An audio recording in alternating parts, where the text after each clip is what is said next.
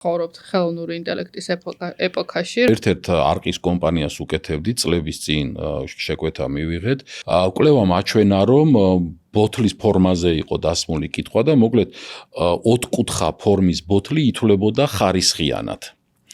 და კვლევის შედეგი ეს იყო რა, რომ აი ოთხკუთხა ანუ უნდა ყოფილიყო წახნაგოვანი ოთხკუთხედი, მართკუთხედი, არ აქვს მნიშვნელობა.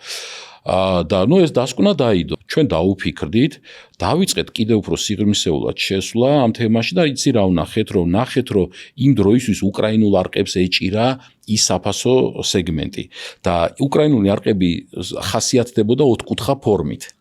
და ადამიანს მომხმარებელს ემპირიული გამოცდილებით უნებურია, ასე ვთქვათ, უკრაინული არყების თვლიდა ხარისხიანად, ქართულზე მეტად და შესაბამისად, მაგიტომ თვლიდად არა იმიტომ, რომ ზოგადად ოთხკუთხედი არის, იმიტომ რომ აიღო აბსოლუტი ფინლანდია, რა ვიცი, ცნობილად ყველა არის მრგვალი. კი, რა ვიცი, სტალიჩნაია არის, გრეიგუსი და მრგვალია. ჩვენ რო ეს ვნახეთ, სწორედ მან ვიპოვეთ disruption და ჩვენ მრგვალი გავაკეთეთ.